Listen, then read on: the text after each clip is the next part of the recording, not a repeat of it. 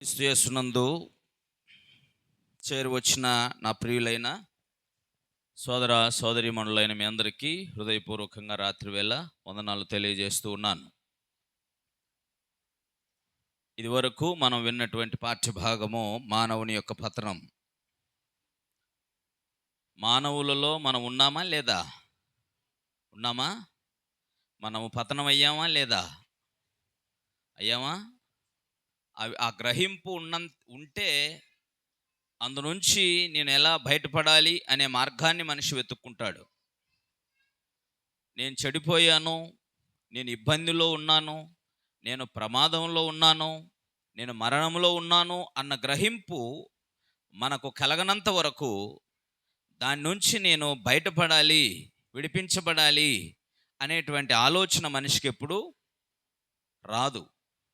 కనుక ముందు మానవుడు దేవుని స్వరూపములో, దేవుని పోలికలో, దేవుని చేత, దేవుని కొరకు సృజించబడినవాడు. దేవుని యొక్క పోలికలో సృజించబడినవాడు. దేవుడు కలుగు చేసిన యావత్తు సృష్టికి అధికారిగా సృష్టించబడినవాడు. దేవుడు ఆదాము హవ్వలని ఆశీర్వదించిన తర్వాత మీరు సమస్త భూమిని, అందున్న జీవరాశులన్నిటినీ ఏం చేయమన్నాడు? ఏలుడి అని చెప్పాడు. కాలక్రమంలో వాటి వలన మనిషి బుద్ధి చెప్పించుకునే దుస్థితికి దిగజారిన సంగతి మనకు తెలుసు. సోమరి ఎక్కడికి వెళ్ళమన్నాడు? ఏమైంది మనిషికి ఏమైంది అని అంటే చీమ కంటే కూడా చురుకనే జీవితం, భవిష్యత్తును గూర్చిన ఆలోచన వాడికి లేకుండా పోయింది. అందుచేత చీమల దగ్గరికి వెళ్ళమన్నాడు జ్ఞాని అయిన సొలొమోను. ఎద్దు తన కామాందు నెరుగును, గాడిద సొంతవాని దొడ్డు తెలుసుకొను, ఇశ్రాయేలు ఇల్లుకు తెలివి లేదు, నా జనులు యోచింపురని ఆకాశమందు ఆసీనుడైన సృష్టికర్త అయిన దేవుడు మానవులను గూర్చి మాట్లాడాడు. దేవుడే మనుషులను గూర్చి మాట్లాడినప్పుడు ఇప్పుడు మనుషుని మీద ఏది మేలని చెప్పుకొచ్చాడు?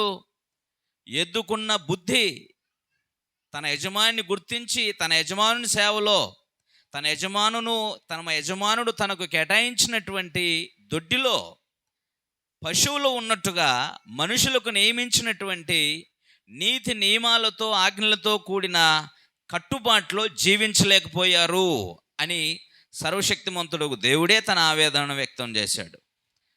ఎద్దుకు గాడిదకు ఉన్నటువంటి బుద్ధి మనిషికి లేకుండా పోయింది కనుక వారిని మనుషులకు బుద్ధి చెప్పడానికి ఇప్పుడు మరలా జంతువుల అవసరత ఏర్పడింది. ఇలాగా శంకుబుడి కొంగైనను, ఓదె కొరుకును, ఇలాగ రకరకాల పక్షులకు కూడా వాటి కాలం వాటికి తెలుసు. కానీ నా ప్రజలకు నా న్యాయ విధులను గూర్చి, నా న్యాయ విధులను ఎరగవలననేటువంటి జ్ఞానము, కాలం విలువ వారికి తెలియట్లేదు అని ప్రవక్త ఇర్మియా ద్వారా కూడా దేవుడు తెలియజేశాడు. అర్థమవుతుందా నేనేం చెప్తున్నానో? అంటే జీవరాశుల చేత మనుషులు బుద్ధి చెప్పించుకునే దుస్థితికి దిగజారారు. అంటే ఏలికగా ఉండవలసిన వాడు తిరిగి వేటిని తాను ఏలవలసి ఉండేనో వాటి చేత వాటికంటే దిగువ స్థాయికి దిగజారి ఉన్నాడు అనేటువంటి విషయము మనిషి పతనమయ్యాడు. దేని విషయంలో?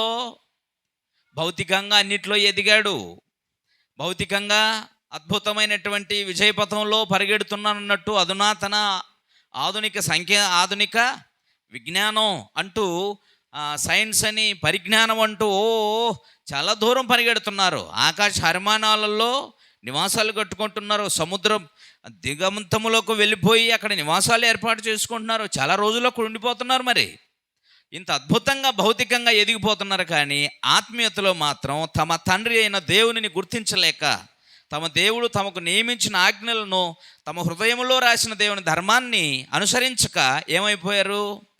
అందరూ దారి తొలగి బొత్తిగా చెడిపోయి ఉన్నారు అనే విషయము దేవుడు చాలా కాలం నుంచి మానవ జాతిని గురించి తెలియజేస్తూనే వచ్చాడు. అవునా కదా? కాబట్టి మానవుడు పతనమయ్యాడా అవ్వలేదా? అందులో మనం ఉన్నామా లేదా? ఉన్నామా? ఎప్పటి నుంచి పతనం అవుతాడు మనిషి అనే దాన్ని గురించి విన్నారు.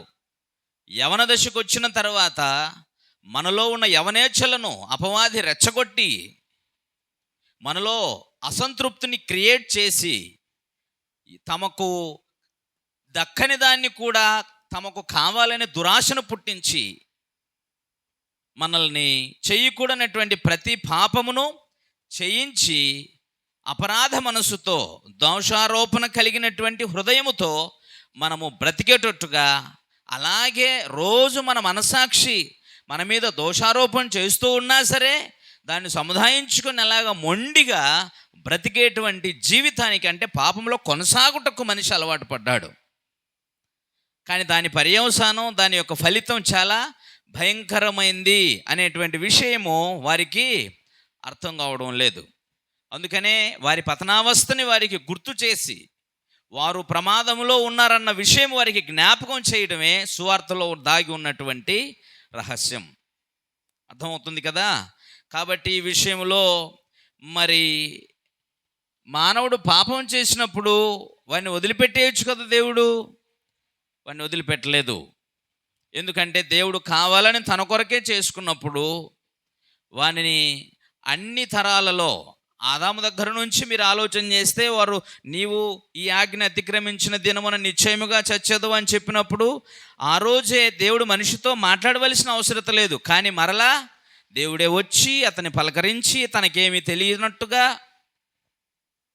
మాట్లాడించి తన తప్పును ఒప్పుకొన చేసే ప్రయత్నం చేశాడు. కానీ వాళ్ళు ఏం చేశారంటే ఇద్దరూ తమ తప్పులను ఒప్పుకోవటానికి బదులు కప్పిపుచ్చుకున్నందు చేతనే దేవుని సహవాసం నుంచి దూరంగా వెలుగొట్టబడ్డారు.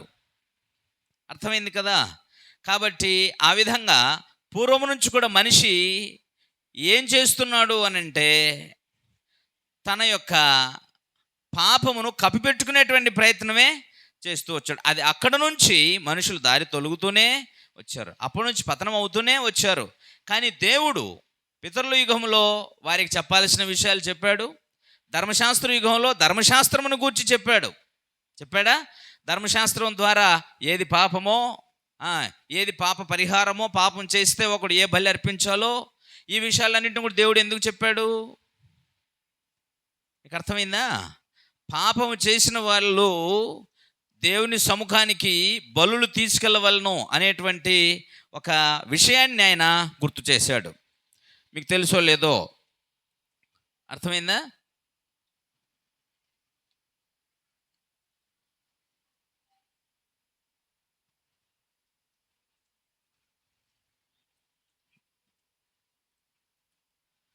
దేవుడు ఇశ్రాయేలీయుల కొరకు బలులను నియమించినప్పుడు వారి పాపముల నిమిత్తమై దేవుడు వారికి కొన్ని బలులు ఇచ్చాడు. ఈ బలులు అర్పించాలి అని. ఆ బలులు ఎట్లాంటివి అంటే, ఒకటైతే దహన బలులు, అవి కృతజ్ఞతాపూర్వకంగా సమర్పించేవి. ఆ తర్వాత మిగిలిన బలులన్నీ కూడా వారి పాపముల నిమిత్తం, పాప పరిహారము నిమిత్తము ప్రతివాడు తన శక్తి కొలది, బాగా ఉన్నవాడైతే ఎద్దుల్ని, మిడిల్ క్లాస్ చెందినవాడైతే గొర్రెపోతుల్ని, ఇంకా లోయెస్ట్ అంటే బీద స్థితికి చెందినటువంటి వాళ్ళైతే వాళ్ళు గొర్రెలను లేకపోతే మరి పావురాలని, అలాగే అలాంటి వాటిని తీసుకొని వెళ్ళటానికి ఏర్పాటు చేశాడు. వారు పండుగ ఆచరించవలసి వస్తే అందులో నైవేద్య బలులను కూడా దేవుని కొరకు పిండి పదార్థాలు చేసిన వాటిని కూడా సమర్పించమని కోరాడు. ఇదంతా దేని కొరకు? పాప పరిహారార్థం నిమిత్తం, అపరాధ పరిహారార్థ నిమిత్తం. పాప పరిహారము నిమిత్తం అంటే తాను చేసినటువంటి ప్రతి పాపం విషయమై, తాను పాపం చేశాను అన్న గ్రహింపు వాడికి కలగాలి. ఆ పాపము కొరకు, ఆ పాపము నా మీద నుంచి తీసివేయబడడం కొరకు నేను ఒక బలిని ఇవ్వాలి అనేది వాడి మనసుకు ఆయన అలవాటు చేశాడు. రెండవది అపరాధ పరిహారార్థ బలి అంటే అనుకోకుండా చేసినటువంటి పొరపాట్లు. అపరాధం అంటే తమకు తెలియకుండానే పొరపాట్లలో దొరలటం, అనుకోకుండా పడిపోయినటువంటి పాపముల విషయమై అపరాధ పరిహారార్థ బలి అన్నాడు. సమాధాన బలి దేవుని చేత అంగీకరించబడడం కొరకు, సమాధాన బలి దేవునితో సమాధాన బంధాన్ని కోరుకోవడం కొరకు సమాధాన బలి. తర్వాత నైవేద్య బలి, దైవ సహవాసము కోరేటువంటి బలి, అది నైవేద్య బలి. సో ఈ విధంగా మీరు వాళ్ళ కొరకు, ఇశ్రాయేలీల కొరకు ధర్మశాస్త్రంలో పాపం చేసిన వాడంటే ఆజ్ఞను అతిక్రమించిన వాడు పాపి అని, పాపమును కలిగినటువంటి వాడు గ్రహించినప్పుడు వాడి పాపము నిమిత్తమై ఖచ్చితంగా దేవుని సన్నిధికి ఏం తీసుకెళ్ళాలి? బలులు తీసుకెళ్ళాలి. ఈ నియమాన్ని దేవుడు వాళ్ళకి పెట్టడం వెనకాల ఉద్దేశం ఏమిటి అని అంటే, పాపము చేసినటువంటి ప్రతివాడు తన అపరాధ మనస్సుతో నేను ఈ పాపమునకు శిక్ష భరించవలసి ఉంది, కానీ నా స్థానంలో ఒక పశువు, ఒక గొర్రె, ఒక పక్షి నా కోసం బలిగావించబడుతుంది అనేది ఆ మనుషుడు చూడాలి. అలా చూడటమే కాకుండా వాడి మనస్సుకు ఒక విషయాన్ని ఆయన అలవాటు చేస్తున్నాడు, తర్ఫీదునిస్తున్నాడు. ఏమిటంటే, ఈ బలి అర్పించినందు చేత నా పాపము పరిహరించబడింది, నా పాపము పరిహరించబడింది అనేటువంటి దానిని ఒకని హృదయానికి, బలులర్పించేటువంటి వానికి అంటే ముందు పాపని గ్రహించాలి, పాప పరిహారం నిమిత్తం బలులర్పించాలి. అంటే పాపను గ్రహింపు ఉంటేనే కదా బలులర్పిస్తాడు. ఆ తర్వాత బలులర్పించినటువంటి వాడికి ఏంటి ప్రయోజనం? నా పాపం తీసివేయబడింది అనేటువంటి ఒక చిన్న సాటిస్ఫాక్షన్, సంతృప్తిని వాడి హృదయమునకు తర్ఫీదు చేశాడు. అయితే అది ఎలాగంటే, ఒక్కసారి పాప పరిహారం నిమిత్తం బలులర్పిస్తే సరిపోదు. అది ప్రతి సంవత్సరము వాళ్ళు దేవునికి బలులను తీసుకొని రావాలి. 3 ప్రధానమైన పండుగలు ఉన్నాయి వారికి. ఆ 3 పండుగలలో ఖచ్చితంగా ఈ బలులను ఏం చేయాలి? తీసుకెళ్ళాలి. అయితే ఆ బలులను తీసుకొని వెళ్తున్నప్పుడల్లా వీరికి ఏం గుర్తుకొస్తుంది? ఈ ఫలానా పాపం నేను చేశా, ఫలానా పాపం నేను చేశా అంటే పాపము మాటి మాటికి వీరికి ఏం చేస్తుంది? గుర్తుకు, జ్ఞాపకానికి వస్తుంది. అందుచేత వీరిని ఇలాగ ఎన్ని సంవత్సరాలు ఈ బలులు అర్పించాలి? కాబట్టి ఎంతకాలం ఈ బలులు అర్పించాలి? శాశ్వతంగా నిలిచిపోయే ఒక బలి ఏదైనా చేసేసి ఇంకెప్పటికీ మన మీద పాప ఆరోపణ లేకుండా చేయగలిగే మరో కార్యక్రమం లేదా అని వారు ఎదురు చూసేటట్టుగా పరిస్థితిని ఏర్పాటు చేయబడింది. అర్థమైందా మీకు? మీరు కూడా మాటి మాటికి రోజు దేవుని సన్నిధికి రావాలి అని అంటే చాలామంది ఫీల్ అయిపోతారు. అసలు 3 రోజులు కంటిన్యూ రమ్మంటేనే ఒక్కొక్కరికి తల ప్రాణం తోక్కొచ్చి, తోక ప్రాణం తలకొచ్చి, తల తిక్కలేసి, ఆదివారం ఒకరోజు వస్తాం, మాకేం అవసరం అవన్నీ వినటానికి. అదే రేపు ఎవరైనా దొరికితే, ఈరోజు రాని వాళ్ళందరి పేర్లు నాకు బాగా గుర్తున్నాయి, వాళ్ళు కనుక రేపు కానీ ఎల్లుండి కానీ వస్తే ఈ బ్యాప్తిజం పాఠాల యొక్క లెక్క అంతా అడిగి చెప్పేసి ఇవన్నీ నాకు కంకు ఒక 10 నిమిషాలు చెప్పేసేయండి అబ్బాయి అని అడుగుదాం అనుకున్నాను. ఎందుకంటే మనము వారానికి ప్రతిరోజు వెళ్ళేటువంటి ఆదివారం ఒకరోజు వెళ్తే సరిపోద్దా? ఏం రోజు వస్తే ఏం ప్రాబ్లం? రోజు వస్తే నష్టపోతావా? రోజు దైవ సహవాసంలో పాల్గొంటే నష్టపోతావా? నష్టపోవు కదా. మరి వారానికి ఒకసారి ఎందుకు అనుకున్నావు? అంటే నీకు ఒకటి అర్థమైంది ఏంటంటే, రోజు పోవడం కష్టమైపోతుంది బాబు, వారానికి ఒకసారి వెళ్దాం. పాపం క్రైస్తవ ప్రపంచంలో ప్రతి వారము, ప్రతి ఆదివారము ప్రభు బలి విరవాలంటే కష్టం కాబట్టి, మళ్ళీ దానికి చాలా సిద్ధపాటు కలిగి ఉండాలి కాబట్టి నెలలో మొదటి వారం పెట్టుకుంటే పోలా అని అలాగ మార్చేసుకున్నారు. అర్థమైందా? లేఖనాధారం లేదు, నెలకు ఒకసారి ఆరాధన ప్రభు బలిలో పాల్గొనవలనని. ఇంకొంతమంది సంవత్సరానికి ఒకసారి పస్కా పండుగ రోజు ఒకసారి కదా ఆ రోజు బలి చేయబడింది కాబట్టి పస్కా పండుగ రోజు ఒకటే చేద్దామని చెప్పేసి యెహోవా సాక్షులు బయలుదేరారు. దాదాపు యెహోవా సాక్షులు 7th ఇద్దరు ఒకే బ్యాచే, కాకపోతే కొంచెం వీళ్ళు శనివారం ఆరాధన చేస్తారు, వాళ్ళు ఆదివారం చేస్తారు, అంతే. అంతకుమించి ఏం లేదు, రెండు సిద్ధాంతాలు ఒకటే. ఓకేనా?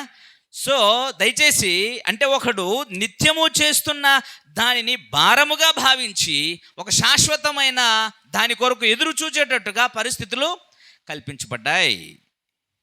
అర్థమైందా?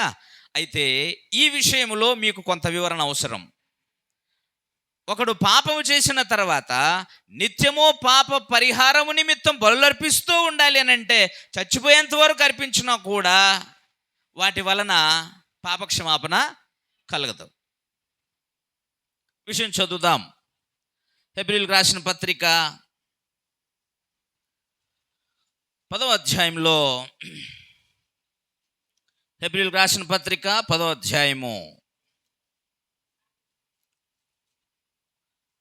మొదటి 4 వచనాలు చదువుదాం. ధర్మశాస్త్రం రాబోచున్న మేలులు చేయగలదయ్యే గాని ఆ వస్తువులు నిజ స్వరూపం కలది కాదు కనుక ఆ యాజకులు ఏటేటా ఎడతెగకుండా అర్పించి ఒకటే విధమైన బలులు వాటిని తెచ్చువారికి ఎన్నడూ సంపూర్ణ సిద్ధి కలుగజేయనేరు. అలాగా సంపూర్ణ సిద్ధి లేక దోషారోపణ లేని నిర్దోషమైన మనస్సాక్షి కలుగజేసి ఉంటే సేవించే వారు ఒక్కసారే పరిశుద్ధపరచబడిన తర్వాత వారి మనస్సాక్షికి పాపజ్ఞప్తి ఇక్కడ ఉండేది కాదు. పాపజ్ఞప్తి లేకపోతే ఇక బలు అర్పించటం మానేసి ఉండేవారు కదా అన్నాడు. అర్థమైందా? పాపములు నా బలులు నా పాపము తీసేశాయి, నా పాపము పరిహరించాయి అనేటువంటి ఆ నిశ్చయత వారి హృదయాలకు కలిగి ఉన్నట్లయితే వారు బలు అర్పించటం మానేసి ఉండేవారు అన్నాడు. అంటే వీరి మనస్సాక్షిలో నుంచి పాప జ్ఞాపకాలు పోవడం లేదన్నమాట. ఎందుకు పోవడం లేదు చెప్తాను మీకు. రైట్, అలాగ కిందికి వెళ్దాం. ఇంకా 3వ వచనం. అయితే ఆ బలులు అర్పించుట చేత ఏటేటా పాపములు జ్ఞాపకం వచ్చుచున్నవి, ఎందుకంటే ఎడ్ల యొక్కయు మేకల యొక్కయు రక్తము పాపమును తీసివేయుట అసాధ్యం అన్నాడు. ఇదేంటి? అర్పించమని చెప్పింది ఆయనే. అర్థమైందా? ఈ ఎడ్ల రక్తం మేకల యొక్క రక్తం పాపం తీసేయటం అసాధ్యమని ఇప్పుడు చెబుతున్నాడు. ఏంటి? అప్పుడు చెప్పలేదేంటి? అంటే ఈ బలులను పాప పరిహారము నిమిత్తము, అపరాధ పరిహారార్థ నిమిత్తము, సమాధానము కొరకు బలులు అర్పించమని చెప్పిన దేవుడు ఇంకేదో వారికి నేర్పాలనుకున్నాడు. ధర్మశాస్త్రము అనేది నీడ లాంటిదట. యేసు ప్రభు వారిలో నిజం ఉందట. నిజానికి నీడ ధర్మశాస్త్రం. ఓకేనా? ఇది ఇలాగ మనసు పెట్టుకోండి. వారికి ఎందుకు వారి పాపాలు జ్ఞాపకానికి వస్తున్నాయి? ఎడ్ల యొక్క మేకల యొక్క రక్తం పాపం తీసేయడం వరకు ముందే చెప్పేసి ఉంటే దేవుడు ఏదో దాచిపెట్టి చెప్పేస్తున్నాడా? ఇక్కడ జరిగినటువంటి విశేషమైన కార్యక్రమం ఉంది. అదేమిటంటే ఈ బలులను అర్పించినప్పుడు మీరు అర్పించండి అని చెప్పాడు, కానీ నేను మీ పాపాలను ఎప్పుడు జ్ఞాపకం చేసుకోను అని దేవుడు చెప్పలా. అర్థమైందా? దేవుడు వారికి మీరు ఈ బలులు నిత్యము అర్పిస్తూ ఉండాలి అని చెప్పాడు. అంటే వారి హృదయాలు బహు కఠినమైనవి. వారు కల్లారా అనేకమైన అద్భుతాలు మహత్కార్యాలు చూసినప్పటికీ దేవుడు తమతో ఉన్నాడని గ్రహించిన వారు కారు. అంతేకాదు దేవుని యందు సరైన విశ్వాసం కలిగిన వారు కారు. అంతేకాదు వారు విడిచి వచ్చినటువంటి ఆ దురాచారాలని, ఆ విగ్రహ సంబంధమైనటువంటి అలవాట్లని మానుకున్న వాళ్ళు కూడా కారు. కాబట్టి వారి హృదయాలలో ఉన్నటువంటి అపవిత్రతను పోగొట్టి వారి మనస్సాక్షికి తాము తప్పు చేస్తున్నామో పాపము చేస్తున్నామని గ్రహింపు కలిగేటట్టుగా ఏర్పాటు చేయబడింది. అర్థమవుతుంది? రెండవది, పాప పరిహారము, తాత్కాలికమైనటువంటి ఉపశమనం అంటారు, లేక తాత్కాలికమైనటువంటి పరిష్కారం లేక సంతృప్తి అనే దానిని వారి కొంత అలవాటు చేసే విధంగా ఏర్పాటు చేయబడ్డాయి ఆ బలులు. మూడవది, ఏదో ఒకటి శాశ్వతంగా నిలిచిపోయే ఒక బలిని మా కొరకు జరిగితే బాగుండేది, ఎంతకాలం ఇది చేయాలి అనేటువంటి ఎదురుచూపు కోసం, నిరీక్షణ కోసం పరిస్థితులు కల్పించబడ్డాయి. అయితే మాటి మాటికి వీళ్ళు బలు అర్పిస్తున్నందు చేత వారి పాపాలు నిత్యము జ్ఞాపకానికి వస్తున్నాయి. ఎందుకు జ్ఞాపకానికి వస్తున్నాయంటే మీ పాపాలను నేను తీసేస్తున్నాను అని దేవుడు ఎప్పుడు చెప్పలేదు. ఎప్పుడు చెప్పాడు ఆ మాట? యేసు ప్రభు వారి యొక్క బలియాగం ద్వారా క్రొత్త నిబంధన వచ్చిన తర్వాత క్రొత్త నిబంధన సంబంధులతో చెప్పాడు. ఏమని? ఇందులోనే చెప్పాడు. చూడండి ఒకసారి. 8వ అధ్యాయము 8వ వచనాన్ని ముందుగా చదువుతాం. అపేక్షించి వారితో ఇలా చెబుతున్నాడు, ప్రభు ఇట్లను, ఇదిగో ఒక కాలం వచ్చుచున్నది, అప్పటిలో ఇశ్రాయేల్ ఇంటి వారితోనూ యూదా ఇంటి వారితో నేను క్రొత్త నిబంధన చేయుదును అన్నాడు. ఇర్మియా గ్రంథంలో ఈ పాత నిబంధన ధర్మశాస్త్రం. బాగా వినండి అయినా. పాత నిబంధన ధర్మశాస్త్రం. ఆ ధర్మశాస్త్రం దేవుడు ఎవరికి ఇచ్చాడు? ఇశ్రాయేలుకి ఇచ్చాడు. బలులు అర్పించే కార్యక్రమం ఎవరికి ఇచ్చాడు? ఇశ్రాయేలుకే ఇచ్చాడు. కానీ వారు ఆ నిబంధనలో నిలవలేదు కాబట్టి దేవుడు వాళ్ళతోనే ఒక మాట చెప్పాడు, నేను క్రొత్త నిబంధన చేయబోతున్నా అని. అది ఇర్మియా గ్రంథం 31వ అధ్యాయం 31 నుంచి 34 వరకు ఉంటుంది. అయితే ఇక్కడ బాగా వినండి, నేను కొత్త నిబంధన చేయబోతున్నా అని ఆ కొత్త నిబంధన సంబంధమైన వివరాలు ఇలా చెప్తున్నాడు. ఏమనంటే ఆ కొత్త నిబంధన ఏం చేస్తాడట, ఎటువంటిది కాదో చెప్తున్నాడు. 9వ వచనం, అది నేను ఐగుప్తు దేశంలో నుండి వీరి పితరులను వెలుపలికి రప్పించుటకై వారి చేయి పట్టుకున్న దినమునని వారితో చేసిన నిబంధన వంటిది కాదు. బంధువులు ఉన్నాయి అందులో. ఏమనగా వారు నా నిబంధనలు నిలవలేదు కనుక నీ వారిని అలక్ష్యం చేసి ఇతను ప్రభు చెప్పుచున్నాడు. 10వ వచనం జాగ్రత్తగా చూడండి. ఈ దినములైన తర్వాత ఇశ్రాయేల్ ఇంటి వారితో నేను చేయవో నిబంధన ఏదంటే, వారి మనసుల్లో నా ధర్మ విధులను ఉంచదను, వారి హృదయంలో వాటిని. కొత్త నిబంధనకు సంబంధించి చెప్తున్నాడు, పాత నిబంధన సంబంధించి కాదు. పాత నిబంధన పోతుంది, కొత్త నిబంధన చేయబోతున్నా. కొత్త నిబంధనలు ఏం జరుగుతుందంటే, ఆ కొత్త నిబంధన ఎలాంటిదంటే, ఇశ్రాయేలు వారి చేయి పట్టుకొని అరణ్యములో వారి చేయి పట్టుకొని నడిపించినప్పుడు సినాయి పర్వతం మీద ఇచ్చిన ధర్మశాస్త్రం వంటిది కాదు అంటున్నాడు. అది అలాంటిది కాదట, ఇది వేరే అన్నాడు. ఈ ధర్మశాస్త్రాన్ని, ఈ కొత్త నిబంధనని వారి హృదయముల మీద వ్రాస్తాను అంటున్నాడు. తర్వాత రెండవది, నేను వారికి దేవుడునై యుందును, వారు నాకు ప్రజలై ఉందురు అన్నాడు. ఎవరు ప్రజలు? దేవుని ప్రజలు. మరి ఇశ్రాయేలీలు కొత్త నిబంధన వచ్చిన తర్వాత ఇశ్రాయేల్ ప్రజలు దేవుని ప్రజలు కారు. ఇశ్రాయేలీలకు ఆయన దేవుడు కాడు. ఎవరికి దేవుడై ఉంటాడు? క్రొత్త నిబంధన సంబంధులకు దేవుడై ఉంటాడు. ఒకవేళ పాత నిబంధన సంబంధులు కూడా ఆయన దేవుడై ఉంటే పని అయితే కొత్త నిబంధన చేయవలసిన అవసరం లేదు. కాబట్టి ఎవడైనా కొత్త నిబంధన వచ్చిన తర్వాత, ఈ కాలంలో అంటే క్రీస్తు సంఘం భూమి మీద స్థాపించబడిన తర్వాత, క్రొత్త నిబంధన వచ్చిన తర్వాత కూడా మేము పాత నిబంధన సంబంధులముగా దేవుని ప్రజలమే అంటే దేవుడు ఎవరిని అంగీకరించడు. ఎందుకని? ఇది క్రొత్త నిబంధన కాలం, పాత నిబంధన కాలం కాదు. అది తీసివేయబడింది, కొత్త నిబంధన చేస్తానన్నాడు.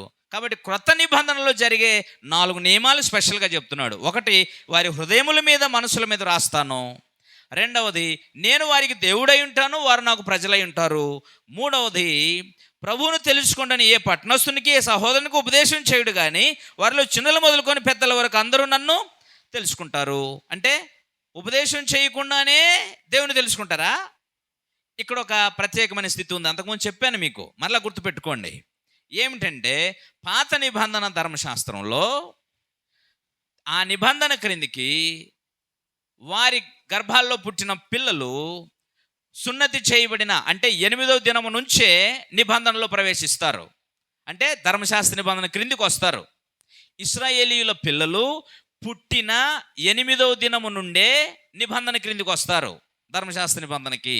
కానీ ఇప్పుడు క్రొత్త నిబంధన అలా కాదు. వాళ్ళు 8వ దినము నుండే దేవుని ధర్మశాస్త్ర నిబంధన కిందకి వచ్చిన వారై వాళ్ళ తల్లిదండ్రుల చేత, ఇరుగు పొరుగు వారి చేత యెహోవా దేవుని గూర్చి వాళ్ళు బోధించబడతారు. ముందుగా నిబంధనలో ప్రవేశించి తర్వాత బోధించబడతారు. అది ధర్మశాస్త్ర నిబంధనలో ఉన్న ఆజ్ఞ. కానీ ఇక్కడేమంటున్నాడంటే, ఏ పట్టణస్తుడు కానీ ఏ తన సహోదరునికైనాను ప్రభువుని అంటే యెహోవాను తెలుసుకోండి అని ఎవరు చెప్పరట. కానీ ఎవరు చెప్పకపోయినా, ఎవరు ఉపదేశం చేయకపోయినా వారిలో చిన్నలు మొదలుకొని పెద్దల వరకు అందరూ నన్ను తెలుసుకుందరు అన్నాడు. అందరూ ఎలా తెలుసుకుంటారు చెప్పకుండా? అంటే అర్థం ఏంటంటే, ఇక్కడ కొత్త నిబంధనలో ముందుగా బోధించబడిన వారై తర్వాత నిబంధనలోనికి వస్తారు. అందుకనే ముందుగా పేతురు గారు ఏం చేశారు? అద్భుతమైనటువంటి ప్రసంగం చేశారు. దేవుని సంకల్పం, దేవుని చిత్తం, దేవుని భవిష్యత్ జ్ఞానం అంతా 2వ అధ్యాయము 14వ వచనం నుంచి అపోస్తుల కార్యంలో సువార్త చెప్పాడు. 36వ వచనం వరకు ఆయన సువార్త చెప్పేశాడు. సువార్త చెప్పిన తర్వాత వారి పతనావస్థను గుర్తు చేశాడు. మీరందరూ నశించిపోయారు అన్నాడు. తర్వాత వాళ్ళు ఒప్పించబడ్డారు. ఎస్, మేము నశించిపోయాం, అయితే సహోదరులారా ఇప్పుడు మేము చేయాలి అని అడిగారు. అయితే మీరు చేయవలసింది ఏంటంటే, మీరు మారు మనసు పొంది పాప క్షమాపణ నిమిత్తం ప్రతివాడు యేసుక్రీస్తునామమున బాప్తిస్మము పొందండి. ఇప్పుడున్న దేవుని ప్రజలు అవ్వడం కొరకు, దేవుని కుమారుడు అవ్వడం కొరకు ఉదయకాలం విన్నట్టుగా ఇప్పుడు నువ్వేమవ్వాలి? బాప్తిస్మము పొందాలి. బాప్తిస్మం ఏ నిబంధన సంబంధమైంది? క్రొత్త నిబంధన సంబంధమైంది. అందుచేత ఇప్పుడు నీవు క్రొత్త నిబంధనలోనికి ప్రవేశించాలి అంటే ముందుగానే ఉపదేశించబడాలి. ధర్మశాస్త్రం అలా కాదు. అర్థమవుతుంది ఏం చెప్తున్నా మీకు? ఖచ్చితంగా మీరు సీరియస్గా వింటేనే ఇవన్నీ అర్థం అయిపోతాయి, లేకపోతే అర్థం కావు. పాత నిబంధన ఏమో ముందుగా నిబంధన క్రిందికి వస్తాడు, తర్వాత బోధించబడతాడు. అందుకనే వాళ్ళకి ఏం చెప్పాడు?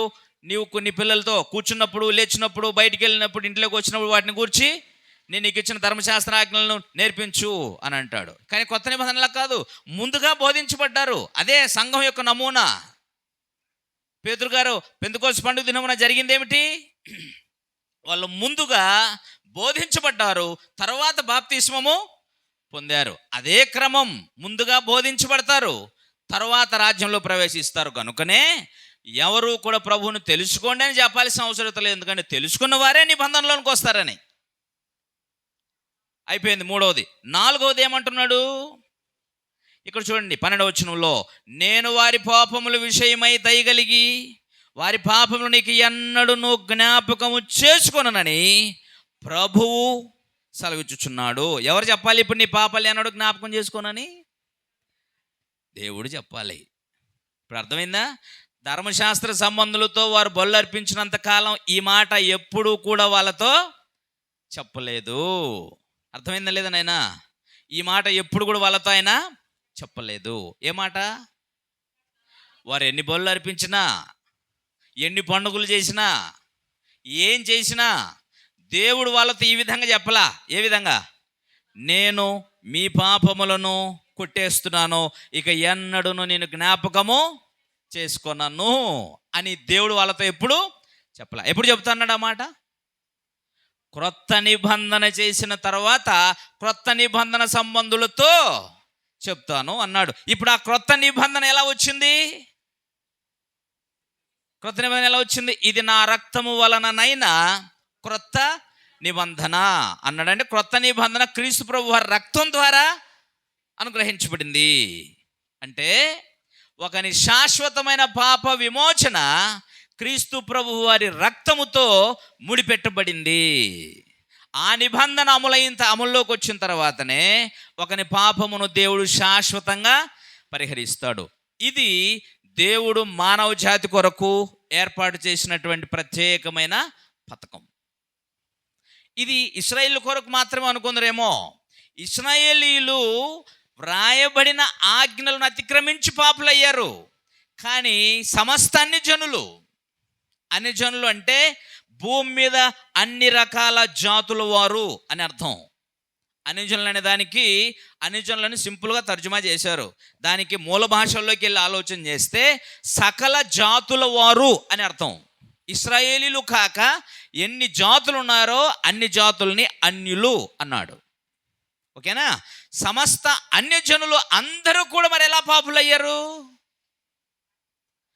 వారి మనస్సాక్షి మీద వ్రాయబడిన దేవుని ధర్మశాస్త్రాన్ని అతిక్రమించారు. అందుకే చెప్పాను, వ్యభిచారం చేయవద్దు అని ధర్మశాస్త్రం చదివితేనే కాదు, ధర్మశాస్త్రం చదవకపోయినా ప్రతివాడికి తెలుసా తెలీదా? తెలుసు. దాని ప్రత్యేకంగా చెప్పవసలా. దొంగతనం చేయకూడదు, ధర్మశాస్త్రం చదివితే తెలుస్తుందా? చదవకపోయినా తెలుస్తుందా? అంటే క్రైస్తవుడికి ఇశ్రాయేలుకి మాత్రమే తెలుస్తుందా? బయట వాళ్ళు తెలియట్లేదా? ఎదుటివాడిని ఆశించకూడదు మనకే తెలుసా? సమస్త అన్యజనులకు తెలియదా? దేవుడంటే శక్తిమంతుడు, ఆయన విగ్రహము కాదు, మాట్లాడిన వాడు కాదు అనే విషయం తెలియదా? అందరికీ తెలుసు. నీకేం తెలుసు దేవుని గురించి అంటే వాళ్ళు మాట్లాడేది అంటే ఇది మా పితరుల నుంచి వస్తున్న ఆచారం కాబట్టి మా మనసులో నాటుకున్నాం, నువ్వెవడు కాదంటానికి. ఇలాగ వెళ్తున్నారు. కానీ నిజంగా దేవుడు అంటే ఏంటో చెప్పండి రానంటే నిజంగానే ప్రతి మనుషుడు కూడా మనసాక్షి కలిగిన వాడు, జ్ఞానవంతుడు ఎవడైనా సరే రాయిని రాయే అంటాడు, చెట్టును చెట్టే అంటాడు, దేవుని దేవుడు అంటాడు. అంతే. అంతేనా కదా? అంతే అంటారు వాస్తవానికి. ఇప్పుడు ఏంటనంటే ఇది మత సంబంధమైనటువంటి ఒక పిచ్చిని లోపల ఎక్కించుకున్నారు కాబట్టి విగ్రహారాధన మేము మాకు ఇష్టం, అన్నిట్లో దేవుని చూస్తాము అంటారు. అన్నిట్లో దేవుని చూస్తాము అంటారు. భూమినేమో తల్లి అన్నారు, భూమిని తల్లి అంటారు. ఆ తల్లి మీద ఏమేం చేస్తున్నారు మీరు? పనికి మాలిన పనులన్నీ ఆడే చేస్తున్నారు. అంటే మీరు చేసే ప్రతి పనికి మాలిన పనులన్నీ భరించటానికి తల్లి కావాలా? అర్థమైందా మీకు? అంటే వ్యర్థమైనటువంటి జ్ఞానం లేనటువంటి ఆలోచన మనిషిది. కానీ దేవుడు ఏమనంటే భూమి ఆకాశములకు సృష్టికర్త దేవుడు, సమస్త మానవాళి ఆత్మలకు తండ్రి, అందరినీ కలుగు చేసినటువంటి వాడు దేవుడు. ఇది ఎవరికి తెలియదు? మనిషున్నా, జ్ఞానమున్నా, చదువుకున్నా, చదువు లేని ప్రతి ఒక్కడికి తెలుసు దేవుడేదో దేవుడు కానిదేదో. స్పెషల్గా చెప్పాల్సిన అవసరత లేదు. నేనేం చెప్తున్నానంటే సమస్త అన్యజనులు కూడా ఎలా పాపులవుతున్నారంటే మనస్సాక్షిని అతిక్రమించి పాపులవుతున్నారు. ఆ రోజు కూడా ఆదాము హవ్వలు చేసినటువంటి క్రియ అనే దానికంటే ముందు వారు ఎక్కడ తప్పిపోయారు? హృదయంలో తప్పిపోయారు. ముందు వాళ్ళు దేవుడు ఆజ్ఞ ఇచ్చాడన్న సంగతి తెలుసు గనుకనే దేవుడు తోటలోకి వచ్చాడనగానే దాచిపెట్టేసుకున్నారు. అంటే ఏమర్థమైంది? నేను దేవుడు చెప్పిన ఆజ్ఞను ముందు అడగలేదు కదా. నువ్వు దిగంబరిగా ఉన్నావు, నీవు నా ఆజ్ఞ అతిక్రమించావు, నువ్వు పాపం చేసిన దేవుడు ఏమని అడిగాడా? అదామని యథావిధిగా వచ్చి మాట్లాడుతున్నాడు ఆయన. ఈయన ఎందుకు దాక్కున్నాడంటే దేవుడు నాకు ఇచ్చిన ఆజ్ఞను నేను మీరు ఉన్నాను అంటే లోపల తెలుసా తెలీదా? తెలుసు. ముందు ఎక్కడ తప్పిపోయాడు? హృదయములో తప్పిపోయాడు. హృదయము అనేది మనిషి అన్న ప్రతివాడికి ఉంటుంది. కాబట్టి ఇలాగ మనిషి అన్న ప్రతివాడు కూడా హృదయములోనే తప్పిపోయాడు కనుక ఆ విధంగా మనిషి పాపి అవుతాడు. ధర్మశాస్త్ర సంబంధులు ఇశ్రాయేలీలు ధర్మశాస్త్రం రాతపూర్వకంగా కలిగిన వారై దాన్ని అతిక్రమించి పాపులయ్యారు. సమస్త అన్యజనులు హృదయము మీద రాసిన దేవుని ధర్మశాస్త్రాన్ని పక్కకు తోచేసి పాపులయ్యారు. అర్థమైందా ఇప్పుడు మీకు? రైట్. ఈ పాపము ఎప్పుడైతే మనిషి పాపం అనేది జొరబడిందో, ఇందాక మీరు విన్నట్టు పాపము మనిషిని భయభ్రాంతులకు గురి చేస్తుంది. పాపము వాని హృదయము వాని మీద దోషారోపణ చేస్తుంది. నువ్వు పాపం చేసావని. మరి దాని పరిష్కార మార్గం ఏంటి? వాస్తవానికి పాపమునకు ఫలం ఏంటి? పరిష్కార మార్గం ఏంటనంటే చావు అని అర్థం. అంతే. దేవుడు ఏం చెప్పాడు? అంతే. ఆయన చెప్పాడు. 22వ అధ్యాయం యెషయా గ్రంథం 14వ వచనాన్ని చూడండి.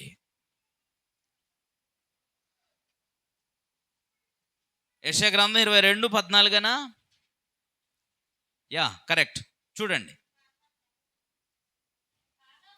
కాగా ప్రభువును సైన్యములకు అధిపతియగు యెహోవా నాకు ప్రత్యక్షుడై నాకు వినబడేటట్టుగా చెప్పింది ఏమిటంటే, మీరు మరణము కాకుండా ఈ మీ దోషమునకు ప్రాయశ్చిత్తము కలుగదు. ఇది దేవుడు రాసిన శాసనం. ఏదేం తోటలోనూ అదే రాశాడు, అదే కొనసాగుతుంది.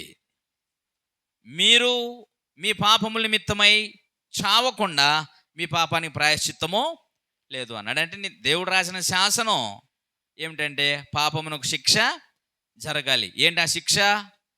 పాపం చేసిన వాడు చావలసిందే. మరి ఆదాము వాళ్ళు ఏడ చచ్చారు? అందరేమో ఆయన పాపం చేసినప్పుడే చచ్చిపోయాడు. ఎలా చచ్చిపోయాడు? పోనీ చావు అంటే అర్థం ఏంటి చెప్పండి? అది అర్థమైపోతే చాలు. ఆత్మీయంగా ఒకడు చచ్చిపోయాడంటే అర్థం ఏంటంటే దేవునికి దూరం అయిపోయాడు అని. తన ఆత్మను కన్న తండ్రితో వాడికి సంబంధం తెగిపోయింది అని, చాలా దూరం వెళ్ళిపోయాడు అని. అది చావటం అంటే. అదే చావడం అంటే. ఆత్మ సంబంధమైన మరణం అంటే నువ్వు భౌతికమైన మరణాన్ని ఎలా అర్థం చేసుకోగలుగుతున్నావో అలాగే ఆత్మ సంబంధమైన మరణం. భౌతికమైన మరణం నీ అనుకున్న వారికి శాశ్వతంగా ఎడబాటు కలుగు చేస్తుంది. ఆత్మ సంబంధమైన మరణం శాశ్వతంగా నీ ఆత్మను కన్న తండ్రికి దూరం చేస్తుంది. అది ఆత్మ సంబంధమైన మరణం. అది ఏదైనా తోటలో ఆదామవులు సంభవించింది. అలాగ పాపం చేసిన ప్రతివానికి, అందుకనే ఏ భేదమును లేదు, అందరూ పాపులే అనలే. ఏమన్నాడు? అందరూ పాపము చేసి దేవుడు అనుగ్రహించే మహిమని పొందలేకపోతున్నాడు. పాపం చేసి అన్నాడు. ఎవడు పాపం చేస్తాడో వాడు ఏమైపోయాడు? మరణానికి దొరికిపోయాడు. అర్థమైందా? కాబట్టి నీ పాపమునకు, నీ పతనావస్థకి అయ్యా మార్గం, దాని ఫలితం ఏంటంటే నువ్వు చావడమే. నువ్వు చావడమే. మరి నువ్వు బ్రతకాలంటే ఎలా? నీకోసం ఎవరైనా సహాయం చేయగలరా? నిన్ను బ్రతికించడానికి ఎవరైనా నీకు సహాయం చేయగలరా? లేదా? ఒక ఆయన ఇలాగా ఆలోచన చేశాడు. 49వ కీర్తనలోని 7వ వచనం.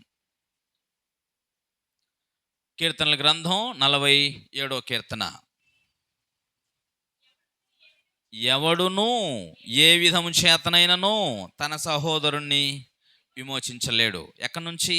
కింద చెప్పాడు, వాడు కుళ్ళు చూడక నిత్యము బ్రతుకున్నట్లు వాని నిమిత్తము దేవుని సన్నిధిని ప్రాయశ్చిత్తం చేయగలవాడెవడును లేడు అన్నాడు. ఏమన్నాడు ఆయన? నిన్ను విమోచించడానికి నీ సహోదరుడు ఎవడు సరిపోడు. ఎక్కడి నుంచి విమోచన అంటే, నువ్వు పాపం చేసావు కాబట్టి మరణానికి దొరికిపోయావు కనుక నీవు కుళ్ళు చూడకుండా, అంటే నువ్వు పాతాళానికి శిక్షకు దిగజారిపోకుండా నీవు నిత్యము బ్రతకడం కొరకు, నీ కొరకు దేవుని సన్నిధిని ప్రాయశ్చిత్తం చేయగలవాడు ఎవడు లేడన్నాడు. నీ కొరకు ప్రాయశ్చిత్తం ఎక్కడ జరగాల? నీవు పాపివని నిర్ధారించిన వాడు, నీ పాపమునకు శిక్ష మరణమే అని మరణశాసనం రాసిన వాడే నిన్ను నీ పాపము నుండి విడిపించాలి. అంటే నేను నిర్దోషి అని తేల్చాలి. అలా తేల్చడానికి ఆయన దగ్గరికి వెళ్ళగలిగిన వాళ్ళు ఎవరున్నారు? మనుషులు ఎవరైనా ఉన్నారా? ఒకవేళ వెళితే ఏమవ్వాలి? ఎవడి పాపాని కోసం వాడే వెళ్ళాలి. ఎవడు పాపం కోసం వాడు వెళ్ళడానికి అవకాశం లేదు. ఎందుకంటే నువ్వు పాపం చేసిన రోజు నువ్వు ఏమైపోయావు? చచ్చిపోయావు. ఇది మానవుని స్థితి. అది నీ ప్రాణ విమోచన ధనము బహు గొప్పది, అది ఎన్నటికీ తీరక అలా ఉండాల్సిందే. ఇదే మానవుని పరిస్థితి. అంటే పతనమైన మనిషిని పరిస్థితి ఏమిటంటే ఇంకెప్పుడు కూడా దేవుని సముఖానికి వెళ్ళలేడు. ఒకవేళ ఆశ ఏదైనా ఉంటే అది దేవుని సన్నిధిలో ప్రాయశ్చిత్తం జరగాలి. దేవుని సన్నిధికి వెళ్ళాలంటే ఎవరు వెళ్ళగలరు? పరిశుద్ధుడు వెళ్ళాలి. ఎవరు వెళ్తారు? ఎవడు పరిశుద్ధుడు? ఇప్పుడు అందరూ పాపులే. ఏ నీతిమంతులు లేడు, ఒక్కడు లేడు. ధర్మసాక్షి మీద రాయబడిన ధర్మశాస్త్రాన్ని అతిక్రమించి సమస్త మనుషులు పాపులయ్యారు. వ్రాతపూర్వకమైన ధర్మశాస్త్రాన్ని కలిగిన ఇశ్రాయేలీలు పాపులయ్యారు. ఇప్పుడు దేవుని సముఖానికి పోయేది ఎవరు? ఎవడి కోసం సాయం చేసుకోడు, తన కోసం తానే ఏం చేసుకోలేని దుస్థితిలో ఉన్న నిస్సహాయ స్థితిలో ఉన్నాడు. ఇంకొకటి కోసం ఇంకొకటి ఏం చేస్తాడు? ఉన్నాడా ఎవరైనా? ఇది మానవుని పరిస్థితి. పతనమైపోయిన మనిషిని పరిస్థితి ఇది. ఇందు నుంచి వాడిని విమోచించటానికి ఎవరో ఒకరు దేవుని సముఖానికి వెళ్ళాలి. ఎవరు వెళ్ళగలరు? ఆయన సముఖానికి వెళ్ళినా ఏం జరగాలి? ఇప్పుడు దేవుని సముఖానికి వెళ్ళినా ఏం జరగాలి? వారిని నిత్యము బ్రతికించడం కొరకు ప్రాయశ్చిత్తం జరగాలి. ఏం జరగాలి? ప్రాయశ్చిత్తం ఏంటి? ప్రాయశ్చిత్తం ఏంటి? 22 మర్చిపోకండి. 22:14 మీరు మరణము కాకుండా మీ దోషమునకు ప్రాయశ్చిత్తము. అంటే దోషమునకు పాపమునకు ప్రాయశ్చిత్తం ఏంటయ్యా అంటే మరణము. ఏంటిది? మరణము. ఈ మరణము పాపము లేనటువంటి మరణము పొందినవాడై ఉండాలి. ఎవడెళ్ళగలరు? పాపం చేసినవాడు ఎవడు పాపం కోసం వాడు చచ్చిపోతాడు. ఇప్పుడు దేవుని సముఖానికి వెళ్ళగలవాడు ఎవరు? ఇది ఎవరి వలన జరగదు. ఇది ఎవరి వలన జరగదు.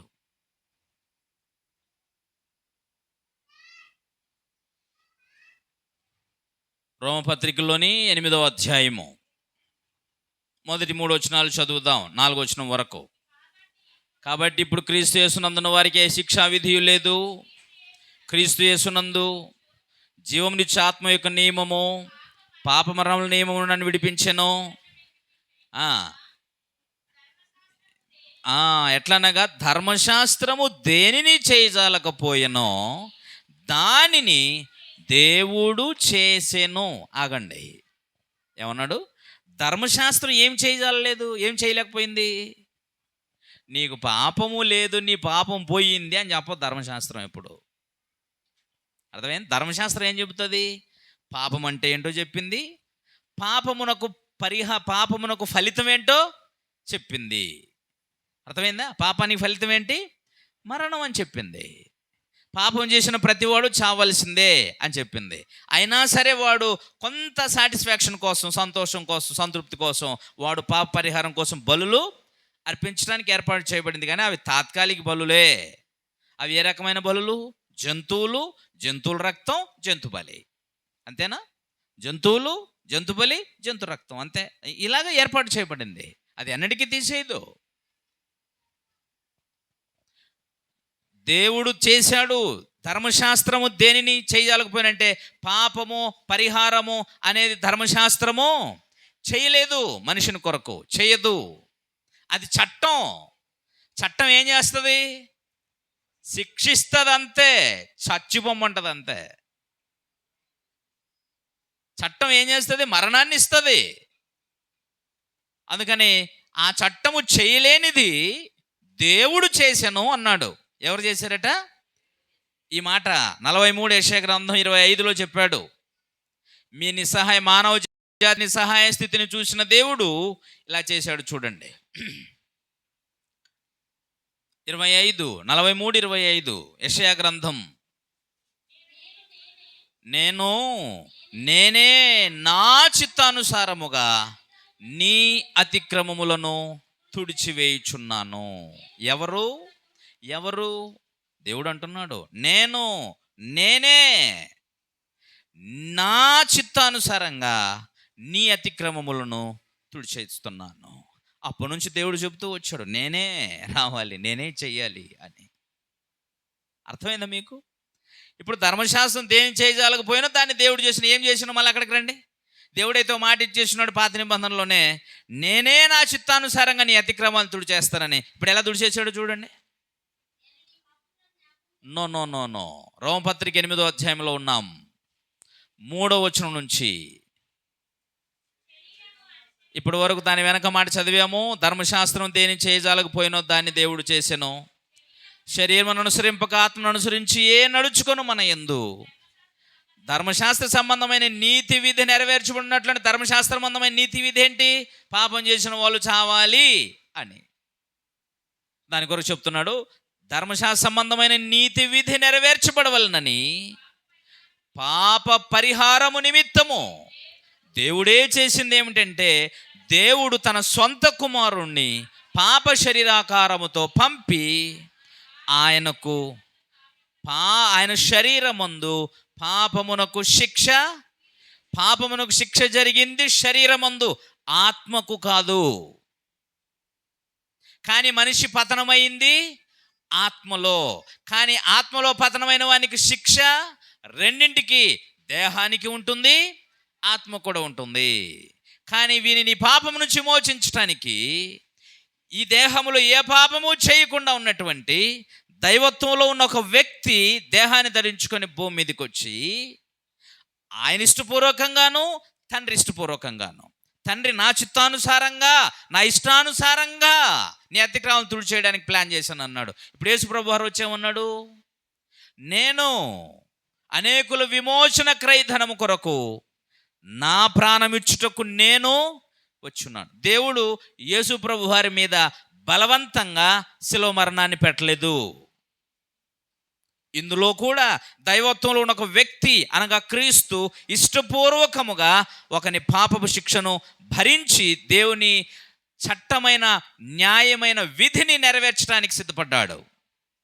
అందుకని ఆయన చెప్పాడు, ఎవడు నా ప్రాణము తీసుకొనడు, నేనే నా ఇష్టానుసారముగా నా ప్రాణమును పెడుతున్నాను అన్నాడు. ఎవరి బలవంతం లేదు, తండ్రి చిత్తము ప్లాన్ ఉంది. దానికి ప్రభు అయిన క్రీస్తు వారు కూడా ఇష్టపూర్వకంగానే ఆయన చిత్తానుసారంగానే ఇష్టపూర్వకంగానే ఏం చేశాడు?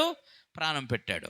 ఆ ప్రాణం ఎందుకు అయ్యగారు పెడుతున్నారని ఆయన అడిగితే ఆయన అన్నాడు, అనేకుల విమోచన క్రయధనముగా అన్నాడు. నీ పాపం నుంచి విమోచించటానికి దైవత్వంలో ఉన్నవాడు దేవుని చేత పంపబడిన వాడుగా శరీరము ధరించుకొని, అవసరత లేదు ఆయనకి, కానీ దేహాన్ని ధరించుకొని, ఎందుకు? ఈ దేహములో ఉన్నటువంటి నీవు ఈ దేహముతో పాపము చేసి భయముతో నలిగిపోతున్నావు. హెబ్రీ పత్రిక 2:14, హెబ్రీ పత్రిక 2:14 ఇలా వ్రాయబడింది చూడండి. ఆ పిల్లలు రక్త మాంసములు గలవారైనందున ఆ ప్రకారమే మరణం యొక్క బలము గలవానిని, అనగా అపవాదిని తన మరణము ద్వారా నశింపజేయుటకును, జీవితకాలం అంతయు మరణ భయము చేత దాస్యమునకు లోబడిన వారిని విడిపించుటకును ఆయన కూడా రక్తమాంసంలో ఆ అవసరత లేదు ఆయనకి. కానీ రక్తమాంసంలో పాలిపడవలసిన అవసరత ఏమొచ్చిందంటే, దేవుడు ఏ పిల్లలనైతే భూమి మీద పంపించాడో ఆ పిల్లలు రక్తమాంసములు కలిగిన వారై పాపము చేసి పాపం వలన వచ్చిన మరణ భయముతో పాపమునకు మరణానికి దాసులైపోయి నలుగొట్టబడుతుంటే, ఆ భయమును ఆ పాపమును తీసివేయుట కొరకు, ఆ భయమును ఆ పాపమును సృష్టించిన ఆ అధికారిని తన మరణము ద్వారా నశింపు చేయుట కొరకు ఆయన దేహాన్ని ధరించుకొని వచ్చాడట. అర్థమవుతుందా? దేహాన్ని ధరించుకొని వచ్చాడు. రక్తమాంసంలో ఎందుకు పాలివాడయ్యాడంటే, నువ్వు రక్తమాంసంలో కలిగిన వాడైనందుచేత. ఏమి ఆ విషయం ముందు నుంచి ఉన్నా కదా అని అంటే, ముందు నుంచి ఉన్న వాళ్ళలో అందరూ కూడా, దేహాన్ని ధరించుకున్న వాళ్ళందరూ ఎందుకు దారి తొలగిపోతున్నారు? కారణమేమి? ఎందుకు వారు ఆత్మలో తొలగిపోతున్నారు? ఎందుకు ఆత్మ సంబంధంలో బ్రతకలేకపోతున్నారు? వారి దేహమే ఏమైనా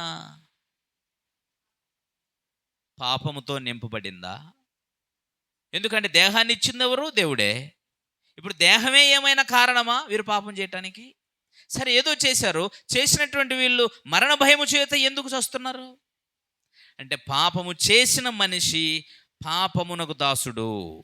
పాపమునకు దాసుడు అయ్యాడంటే వాని మీద ఏం ఏలుబడి చేస్తుంది? పాపము మరియు మరణము కూడా ఏలుబడి చేస్తుంది.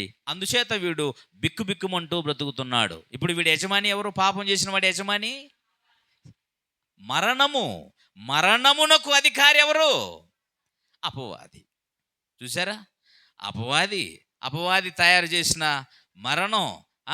ఆ మరణము పొందటానికి గల కారణము పాపము. ఇవన్నీ చేయటానికి మనిషిని ప్రేరేపించింది ఎవరు? అపవాది. కాబట్టి వాడి భయము నుంచి, పాప భయము నుంచి నీ దేహము ఎందుకు ఇలా చతికిలు పడిపోతుందో ఆ విషయము కూడా నీకు తెలియజేయడం కొరకు క్రీస్తు శరీరధారి అయ్యాడు. వాస్తవానికి ఆ అవసరత ఆయనకి లేదు. ఇక్కడ ఇదంతా జరిగింది దేని కొరకు అనంటే, మనుషుల్ని విమోచించడం కొరకు. అర్థమైందా? మనుషుల్ని విమోచించడం కొరకు దేవుడే తన చిత్త ప్రకారముగా చేసిన ఈ కార్యము. ఎందుకొరకనంటే, వాస్తవానికి పాపం చేసిన వాడు చావలసిన వాడే, చచ్చిపోవలసిన వాడే, వదిలేయచ్చు. కానీ ఆయన వదిలిపెట్టలేదు. పాపం చేసిన ఆదాము దగ్గరికి తిరిగి వచ్చాడు. అలాగే పతనమైపోయిన మనుషుని దగ్గరికి మరలా దేవుడు వచ్చాడు. దైవత్వంలో ఉన్నవాడు వచ్చాడు. వారిని విమోచించటానికి, వారిని కాపాడటానికి, వారిని రక్షించటానికి వచ్చాడు. వారిని చూశాడు. ఆ దేవుడే తన ఇష్ట ప్రకారంగా తన కుమారుడు క్రీస్తును లోకానికి పంపించాడు. అలా పంపించబడినటువంటి యేసు ప్రభువు వారు ప్రాణమిచ్చి మానవ జాతిని విమోచించి రక్షించాడు. అర్థమైందా? ఇప్పుడు ఇదంతా ఎందుకొరకు? మనుషుని పాపము నుంచి, మరణము నుంచి విమోచించడం కొరకు. ఒకవేళ ఆయన రాకపోయి ఉంటే మానవుని పరిస్థితి ఏమిటి? పాపము వలన చచ్చిపోతే నరకం అంటే ఎలా ఉంటుంది తెలుసా? నరకం ఎలా ఉంటుంది తెలుసా అమ్మా? ఎవరికైనా తెలుసా? తెలీదా? ఎవరు పోయించారు? కానీ అప్పుడప్పుడు రాత్రి దోమలు నరకం చూపించారా? ఏటివి? ఒక రాత్రి నిద్ర లేకపోతే, 2 రాత్రులు నిద్రకపోతే, వారం అంతా నిద్ర లేకపోతే దోమలు నరకం చూపించాయిరా అంటుంటారు. నరకం అలాగ ఉంటుందా? అదొకటే కాదు నరకం అంటే, అది మీకు తెలియాల్సిందే. నరకం అంటే అది నరకమే. నిద్ర లేకపోవడం వలన నువ్వు తిరిగి పగలంతా అనుభవించే బాధ, శరీరము తట్టుకోలేక నిద్ర వస్తుంటుంది, సహించదు, నడవటానికి ఉల్లాసంగా ఉండటానికి సహకరించు. అది ఒక రకమైన నరకమే. కానీ అది ఒకటే నరకం కాదు. ఎవడైనా నిన్ను మాటలతో అవమానించేసాడు అనుకో, అది నీకు కలిగే బాధ. అవునా? మాటలతో అవమానించినప్పుడు కలిగే బాధ ఉంటుంది. చంపకు ఎవడైనా ఊరకనే నువ్వు నిందారహితుడు అయినా సరే ఒక చంప మీద చల్లును కొడితే ఎలా ఉంటుంది? సమ్మగా చల్లగా హాయిగా ఉంటుందా? ఏమవుతుంది మరి? ఎలా ఉంటుంది? అసలు ఇయ్యారు భార్య భర్తలు వాళ్ళే ఊరుకోరు, దెబ్బలు తినే పరిస్థితులు లేరు. భర్త కొడితే ఆమె కూడా తిరిగి కొడతాడు, నువ్వెంత నాకు లేవో చేతులు అంటది అంతే. అవునా కదా? మాటలు నీకైనా వచ్చు, నాకు రావా? మాటకు మాట, దెబ్బకు దెబ్బ. ఎందుకని? శరీరం అలాగా స్పందిస్తుంది. ఓకేనా? ఎందుకని? ఆ వేదనను చూసారా? దెబ్బ తగిలిన వెంటనే శరీరము స్పందించే విధానం ఉందే, అది నరకం. యాక్చువల్గా మాటల వలన నువ్వు అనుభవించే ఆ వేదన ఉంది, అది నరకం. శరీరమునకు దెబ్బ తగలగానే చంప మీద కొడితే ఒక రకమైన బాధ, వెంట్రుకలు బట్టి గుంజితే కలిగే నొప్పి వేరు, బల్లెంతో పొడిస్తే కలిగే బాధ వేరు, చేతులకు మేకులు కొడితే కలిగే బాధ వేరు, నీకు తల మీద ముళ్ళు కిరీటం పెట్టి కొడితే కలిగే బాధ వేరు, మాటలతో హింసిస్తే కలిగే బాధ వేరు, చీకట్లో బంధిస్తే నీకు కలిగే బాధ వేరు, పని లేకుండా పాట లేకుండా జైల్లో నీ కుటుంబాన్ని దూరంగా ఉంచితే అది కూడా ఒక నరకమే. అక్కడికి వెళ్ళిన తర్వాత అక్కడ ఒక్కొక్కడు రకంగా ఉంటాడు జైల్లో, అది కూడా ఒక నరకమే. చూసారా మీరు? కొన్ని పరిస్థితులు తలంచుకుంటే మీకు అనిపిస్తుంది, చిచి చిచి కోర్టు మెట్లు ఎప్పుడు ఎక్కకూడదు, పోలీస్ స్టేషన్ మెట్లు ఎప్పుడు ఎక్కకూడదు, హాస్పిటల్ మెట్లు ఎప్పుడు ఎక్కకూడదు. ఎందుకు అలాగ అనిపిస్తుంది? అక్కడ రకరకాల బాధలు అనుభవించే వాళ్ళని చూసి వచ్చారు, అది మీకు వచ్చేంత వరకు అర్థం కాదు. అంటే అవన్నీ కలిపితే దాని అంటారు నరకం అని. నిప్పు వలన కలిగే బాధ వేరు, బల్లెంతో పొడిస్తే కలిగే బాధ వేరు, మేకులతో నీ దేహంతో కొడితే కలిగే బాధ వేరు, తల్ల మీద ముండ్లు కిరీటం పెట్టి కొడితే కలిగే బాధ వేరు, చంపన కొడితే కలిగే బాధ వేరు, గుద్దితే కలిగే బాధ వేరు, రాయితో తల కొడితే కలిగే బాధ వేరు. ఈ బాధలన్నీ కలిపితేనండి నరకం. ఆ మరణ వేదన దేవుని న్యాయమైన చట్టాన్ని పాపం చేసిన వాడికి ఏ మరణ శిక్ష ఉంటుందో ఆ శిక్ష అంతా ప్రభు అయిన క్రీస్తు వారు తన శరీరంపై వేసుకొని నిన్ను బ్రతికించారు. నిన్ను విమోచించటానికి నిన్ను విడిపించానులే అని చెప్పేసి ఏదో ఓ పత్రం రాసేసి పంపిలా. న్యాయమైన దేవుడు న్యాయవంతుడు, ఖచ్చితంగా పాపానికి శిక్ష కోరుతాడు. అది మరణం. ఒకసారి దేవుడు శాసనం చేశాడు, శాసనాన్ని వెనక్కి తీసుకునేంత బలహీనుడైనా కాదు. ఒకవేళ ఆయన వెనక్కి తీసుకుంటే ఇప్పుడు ఏమవ్వాలి అంటే, అప్పుడు ఆయన అనాలోచనగా ఆ శాసనము చేశాడా? అంతే కదా. ఒక మాట మాట్లాడి వెనక్కి తీసుకున్నావు అంటే అర్థం ఏంటి? అనాలోచనగా నేను మాట్లాడేశాను, ప్లీజ్ దయచేసి ఐఎమ్ వెరీ సారీ అని చెప్పేస్తావు. ఎందుకంటే అనాలోచనగా మాట్లాడా, ఆవేశంతో మాట్లాడా, కోపంతో మాట్లాడా, తెలియక మాట్లాడా, ఇవన్నీ వస్తాయి వెనక్కి తీసుకుంటే. దేవుడు ఒకసారి శాసనం చేసి ఆలోచించకుండా చేశాడా? దేవుడు న్యాయవంతుడు. పాపము చేయటానికి దేవుడు దేహాన్ని ఇవ్వలేదు. దేవుని సహవాసం నుంచి తొలగిపోవడానికి మనుషునికి అవసరత లేదు. వాడి కొరకు ఏది కావాలని అన్ని ఇచ్చేసిన తర్వాత ఒకడు హృదయపూర్వకంగానే తొలగిపోతున్నాడు కనుక హృదయపూర్వకంగానే వాడు తప్పును వాడు తెలుసుకోవాలి. దాని పర్యవసానం కూడా ఏంటో వాడికి బాగా తెలిసి రావాలి. తెలిసి వచ్చినప్పుడే మరలా వాడు పాపం చేయకుండా ఉంటాడు. అర్థమవుతుందా మీకు? అందువలన పాపమునకు కలిగే శిక్ష ఎంత భయంకరంగా ఉంటుందో, లేక నువ్వు పాపం చేస్తూ నరకానికి వెళితే అది చీకటి అంటాడు, నిత్య శిక్ష అంటాడు, పండ్లు కొరుకుట అంటాడు, నిత్య అగ్నిగుండము అని అంటాడు. అది అగ్నిగుండమో కాదు, అది చీకటి కాదు, అది పళ్ళు కొరుకుట కాదు, అది ఏమీ కాదు. అగ్నిగుండం అంటే నీకేమో దేహం కదా తెలుస్తుంది. అగ్ని అక్కడ ఆత్మ చావదు, అగ్ని ఆరదనంటే ఆత్మ అనుభవించే వేదన. భూమి మీద నీకు దేహానికి నిప్పు పెడితే ఎట్లా కేకలేస్తుంటావో అలాంటి కేకలాడేస్తావు. మంట ఉండదు, ఏముండదు, కానీ కేకలేస్తుంటావు. ఎర్ర అట్లా వేస్తుంటారు అంటే బ్లడ్ క్యాన్సర్ వచ్చిన వాళ్ళు చూసారా? కలర్ చూశానండి. పెద్దనాన్న కూతురు, అమ్మాయికి పెళ్ళి అయిన బిడ్డ ప్రెగ్నెంట్ అయిన తర్వాత బిడ్డ గర్భంలో ఉండగానే బ్లడ్ క్యాన్సర్ వచ్చింది. ఏదో విధంగా బిడ్డ పుట్టిన తర్వాత 7 నెలలకే ఆపరేషన్ చేశారు. ఆ తల్లి దాదాపు 2 సంవత్సరాల పాటు మహావేదన అనుభవించింది. దేహములో బ్లడ్ క్యాన్సర్ వల్ల పుట్టేది ఏంటంటే మంట, భయంకరమైనటువంటి మంట.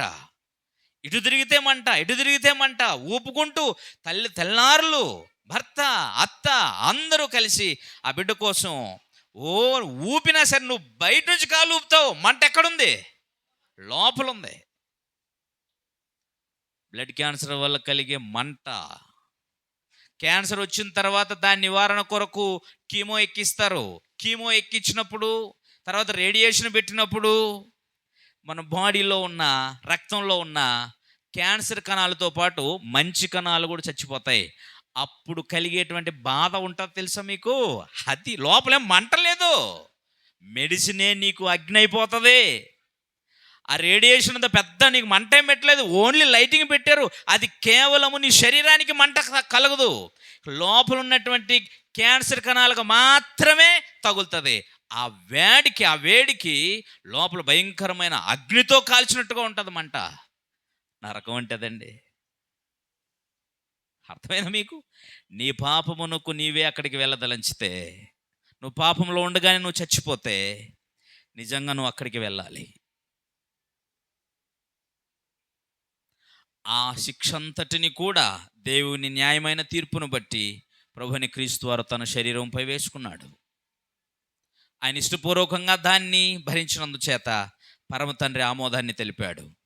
అందుచేతనే పాపము ఆ నీతిమంతుని యొక్క దేహంపై కనబడినందుచేత పరమ తండ్రి తన ముఖమును తిప్పుకున్నాడు, చేయి విడిచిపెట్టేశాడు. ఎవరి కోసం? నిన్ను శాశ్వతంగా పాతాళములో వదిలిపెట్టాలి దేవుడు. దేవుడు చేయి విడిస్తే ఎలాంటి కేక ఉంటుందో అది యేసు ప్రభు వారు సిలువలో కేక వేసినప్పుడు, నా తండ్రి నా తండ్రి నన్నేలా చెయ్యి విడిచితివి. చెయ్యి విడిస్తే కలిగే బాధ యేసు ప్రభు వారి సిలువలో వేసిన కేక ఎంత బలంగా ఉంటుందో అది యుగ యుగాలు వేయాలి నువ్వు. ఎందుకంటే ఆత్మగా నువ్వు దేవుణ్ణి ఎప్పటికీ కలుసుకోలేవు, పాతాలని పాపంతోనే చచ్చిపోతాయి. అర్థమవుతుందా మీకు? అది నీ పాపపు శిక్ష, నరకం. దేవుడు చేయి విడిచిపెట్టింది దేనికోసమంటే నీ పాపము శిక్ష భరిస్తున్న సమయం అది. పాపముతో దేవుడు సహవాసము కలిగి ఉండలేడు, పాపులతో ఆయన సహించలేడు. అందుచేత నీతిమంతుడైనప్పటికీ అందరి పాప దోష శిక్ష ఆయన మీద ఉన్నందుచేత తండ్రి అని కేక వేసిన మారు మాట్లాడకుండా ఆయన ముఖం తిప్పుకున్నాడు పరమ తండ్రి. అది ఎవరి కోసం తెలుసా? అది నీ కోసం. యాక్చువల్గా నీకు జరగాల్సినటువంటి శిక్ష అది. నీ స్థానంలో ఆయన నిలిచి నిన్ను విమోచించడానికి పరమ తండ్రి సహవాసం కూడా తెగిపోయింది. ఆ కేక ఎంత భయంకరంగా ఉంటుందో ఒకవేళ ప్రభువుని నీవు కళ్ళారా చూస్తే నీకు అర్థమై ఉండదేమో. ఈరోజు సినిమాల రూపంలో చూస్తే నీకు అది అర్థం కాదు. అర్థమవుతుందా నీకు? అలాంటి నిన్ను విమోచించాలి అనేది దేవుడు మానవ జాతి కొరకు చేసిన ఒక అద్భుతమైన పథకం. పథకం అంటే గొప్ప అవకాశం అని, గొప్ప అవకాశం. ఇది నీకు అర్థం అవ్వాలి. మొదటిగా నీవు పతనావస్థలో ఉన్నావో లేదో గ్రహించు. దాని యొక్క ఫలితము ఏమిటో నీకు ఇదే చెప్పాను ఇప్పటిదాకా మీకు. దాని ఫలితం ఏంటి, దాని పర్యవసానం ఏంటి అని అంటే నిన్ను నువ్వు విమోచించుకోలేవు. నిన్ను విమోచించడానికి ఇంకొక నరమాత్రుడు లేడు. ఒకవేళ నేను విమోచించాలని అంటే దేవుని సముఖానికి వెళ్ళాలి. ఆయన సముఖాలు వెళ్ళాలంటే పరిశుద్ధుడే కావాలి. కాబట్టి అది మానవ జాతిలో జరిగే అవకాశమే లేదు. కనుక దేవుడే తన చిత్తానుసారంగా ఆ కార్యక్రమాన్ని జరిగించాడు. జరిగించింది ఏమిటంటే దేవుడు తన సొంత కుమారుని పాప శరీరాకారంతో లోకానికి పంపించి పాపమునకు శిక్ష విధించాడు. ఆ శిక్ష తాను పాపం చేసినందుకు కాదు, మనుషులందరూ పాపం చేసినందుకు. ఈ అవకాశము, ఈ పథకాన్ని దేవుడు ప్రవేశపెట్టి ఏం చేశాడంటే మానవ జాతికి అందరికీ ప్రకటించాడు. ఎందుకు ప్రకటించాడు? ఆ పాప విమోచన కొరకు ఆయన సిలువలో అంత క్రూరంగా చచ్చిపోవాలన్నా అంటే నీకు తెలియాలి. నీ పాపపు శిక్ష ఎంత భయంకరంగా ఉందో అది నీకు తెలియాలి. నువ్వు తెలియకపోతే నువ్వు మళ్ళా ఏం చేస్తావు?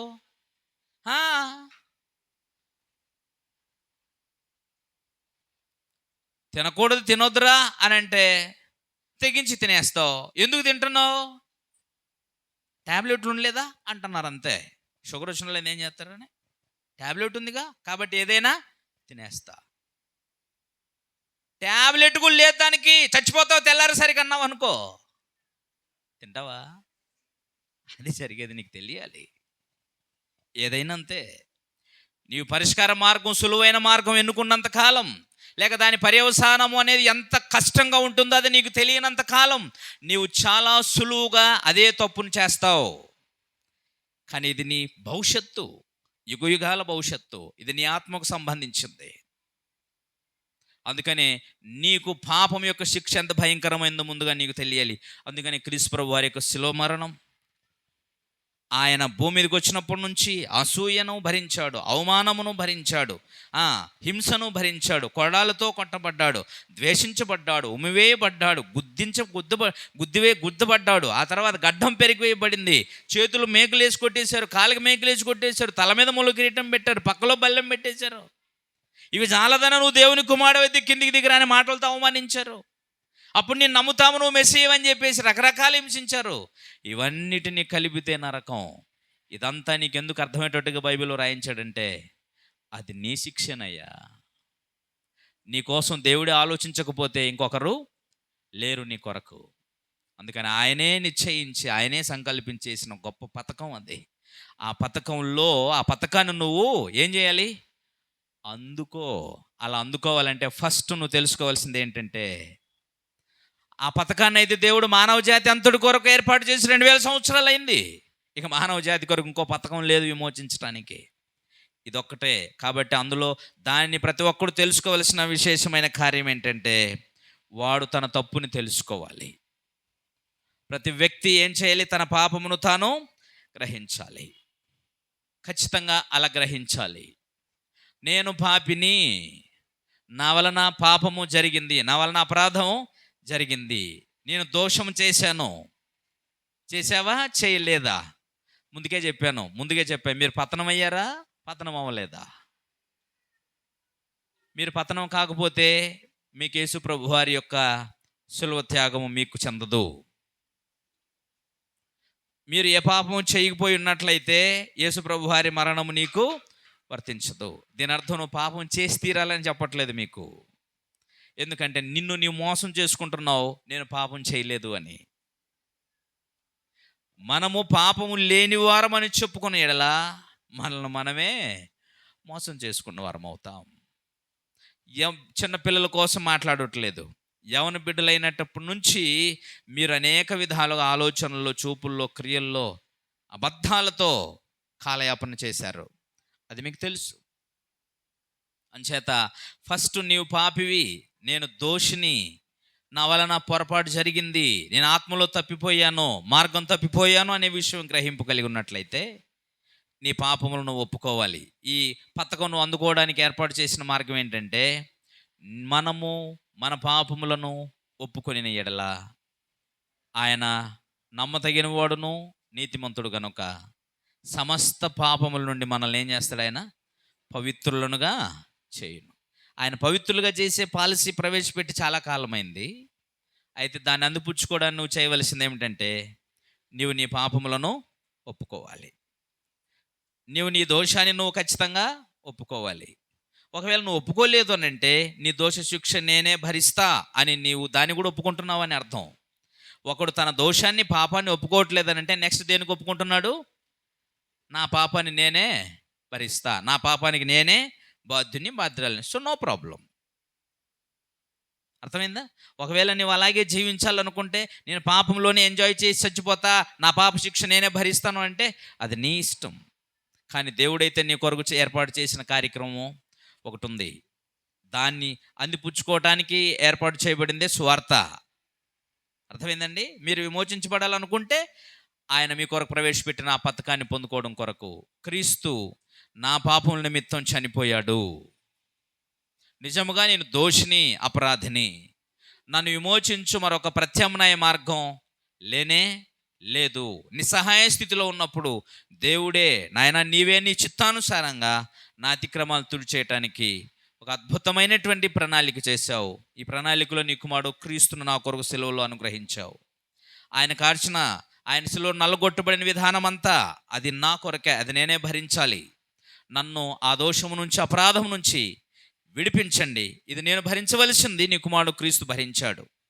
క్రీస్తు రక్తమును బట్టి నా అతిక్రమములు తుడిచివేయమని నిన్ను వేడుకొనుచున్నాను అని ఈ ప్రార్థన దోషి అయిన ప్రతి మనిషి, పాపి అయిన ప్రతి మనిషి చేయగలిగితే ఖచ్చితంగా ఆయన వాని పాపం విషయమై దయగలిగి వారిని ఏం చేస్తాడు? క్షమిస్తాడు. అలా క్షమించాను అన్నదానికి రుజువుగా బాప్తిస్మములో పాప క్షమాపణ అనే సర్టిఫికేట్ దొరుకుతుంది. ఏం జరుగుతుంది? బాప్తిస్మంలో పాప క్షమాపణ అంటే నీవు పాపము నుండి విమోచించబడ్డావు, ఇక నుంచి నువ్వు నీతిమంతుడివి అని దేవుడు నీకు గొప్ప సర్టిఫికేట్ చేస్తాడన్నమాట.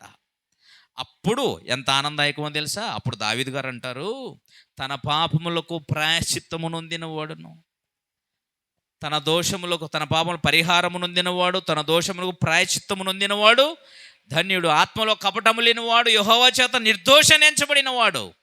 అది ఊరికే రాదన్న సంగతి ఆయనకు తెలుసు. అందుకనే ఎప్పుడు నీతిమంతునై బోధన దేవుని దృష్టిలో అని చెప్పేసి ఎదురు చూచాడు ఆయన. అందుకే ఆ 32వ కీర్తన రాసింది ఆయన. దేవుని చేత నిర్దోషాన్ని ఎంచబడటం అంటే ఆచమాచి కాదు. ఇంత తతంగం ఉంది, ఇంత మహాకార్యక్రమం ఉంది. నువ్వు ఊరికనే నిర్దోషం అవ్వవు, ఊరికనే పాపక్షమాపణ ఉంది, పరిశుద్ధుడు అయిపోవు. ఆలోచించండి, అర్థమవుతుందండి?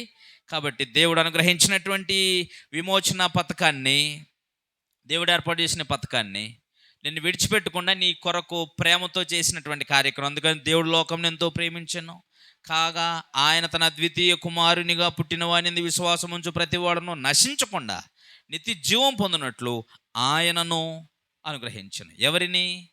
క్రీస్తుని. ఎక్కడ? సిలువలో. అనుగ్రహించింది ఎవరు? తండ్రి. ఎందుకొరకు? నువ్వు నశించిపోకుండా ఏం పొందాలని? నిత్య జీవం పొందాలని. ఇందుకొరకే క్రీస్తు నీ కొరకు ఇచ్చింది. ఆయనే నీకు గొప్ప వరం, ఆయనే నీకు గొప్ప బహుమానం, ఆయనే నీ విమోచన కారకుడు. నీ విమోచనము క్రీస్తే. అందుకనే ప్రభువైన క్రీస్తునందు విశ్వాసం ఉంచాలి. అందుకనే నీ పాపముల విషయమై నీవు ఒప్పుకోలు కలిగినట్లయితేనే నువ్వు ఖచ్చితంగా క్రీస్తు ప్రభువారి నిబంధనను బట్టి నీవు విమోచించబడతావు. భౌతికంగా క్రీస్తు రక్తం ఈరోజు నీ మధ్య లేదు, కానీ ఆ రక్తంతో చేయబడిన నిబంధన ఉంది. అదే జీవమునిచ్చు ఆత్మ యొక్క నియమము, పాప మరణముల నియమము నుండి నన్ను విడిపించను. అంటే పాపం చేసిన వాడు చావవలసిందే అనే చట్టము నుండి పాపం చేసిన నన్ను విమోచించి నాకు జీవమునిచ్చినలో పెట్టిన ఇంకో చట్టం ప్రవేశపెట్టబడింది.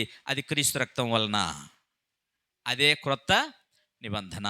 కాబట్టి విమోచించబడినటువంటి దేవుని విమోచన పథకం అంటే పాప మానవుని వాని పాపం నుంచి, మరణం నుంచి, అంధకార సంబంధం అధికారం నుంచి విమోచించడానికి దేవుడు ఏర్పాటు చేసిన పథకమే ప్రభువైన క్రీస్తు వారి యొక్క బలియాగము మరియు క్రొత్త నిబంధన. అర్థమైందా లేదా? ఇందులో ఏదుంది? యేసు ప్రభు వారి యొక్క శిలువ మరణం, ఆయన సమాధి, ఆయన పునరుత్థానం ఉంది. అర్థమైందా? ఇది ఎవరి కోసమో? నా కోసం అనుగ్రహించగలిగినప్పుడే అది నీకు వర్తిస్తుంది. ఓకేనండి? అర్థమైందా? ఏమైనా డౌట్గా ఉందా? బాప్తిస్మం ఎవరైనా పొందాలనుకుంటే ఈ విషయం మీకు అర్థం కాకపోతే మరలా అడగండి, మరలా తెలియజేస్తాం. ఈ విషయం మీకు అర్థం అవ్వాలి. ప్రార్థన చేసుకుందాం.